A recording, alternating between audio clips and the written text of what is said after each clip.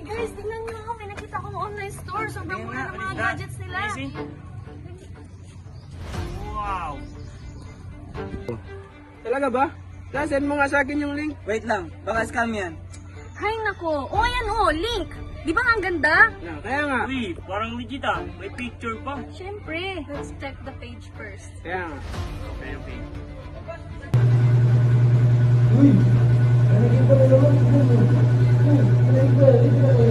Matik na Brad. Ako na bahala sa pag-reply.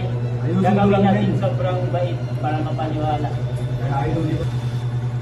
Sa wakas, magagamit ko ng fake proof of delivery ko. Ako din, ready na mag-lock. After magbayad, easy money na to. Wait nga, isi-check ko nga. Hi sir, available po ba yung phone nila? Ay, nako, si ma'am talaga ang tutulong talaga. Yes po, ma'am. Tatlo na lang po ang stock. Balik po mo na lang ngayon. Ay, nako, si ma'am talaga ang tutulong. Wait nga. Ask mo nga kung cash on delivery sila. Hi sir, pwede po ba cash on delivery? Ay, nako si ma'am.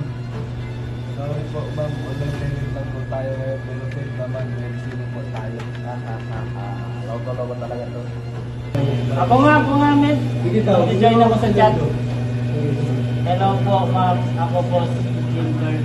Isa po akong customer support. Marami na pong nasatisfied sa akin. Baka masasatisfied po kayo sa amin.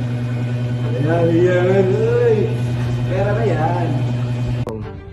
Wow, ang bait naman nila. Pero bakit parang script yung replies nila? Tiffany, sure ka na ba dyan? Siyempre naman, mukhang okay naman sila eh. Men, ano na lang sabihin natin kay ma'am? Sabihin na lang natin na may nag-order isa para yung isa mabili na at mabayaran niya na. Okay? Ganun na lang. Correct na men.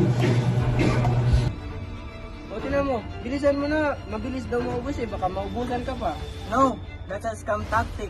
Pressure buying. Ay, pero gusto ko nga talaga siya. Ay nako, ikaw bahala. Basta ako, natatakot ako dyan. Kung magbabayad ka, small amount lang muna. Okay, babayaran ko na. Go. Yun, nasend na.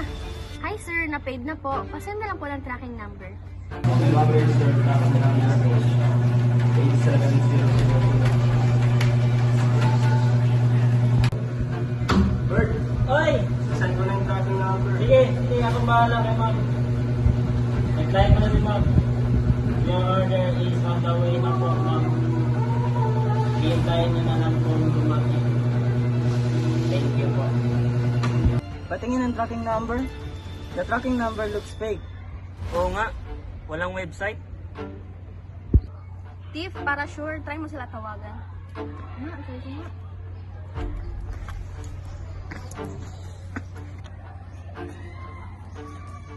Guys, hindi sila sumasagot.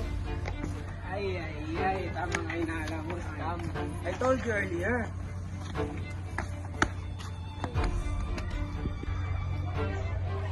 Okay, calm down. Pwede pa natin i-report. Screenshot everything. Proof, payment, chat. Okay, let's go to barangay or cybercrime office. Let's go. Thank you guys. Sobrang bigla sa braga to sa amin. Okay lang yan. Kasama ka naman namin. Let's go. Okay guys, this way. Morning sir. We here to complain kasi itong kaibigan ko is na-scam kanina umaga. Ang buti nag-report kayo. Marami tayong scam ngayon. The nurse will further investigate. Sige sir, sana po Sige po sir, sana mag-issue po sila kasi need ko po talaga yung pera. Screenshot and details ng palat. Thank you sir.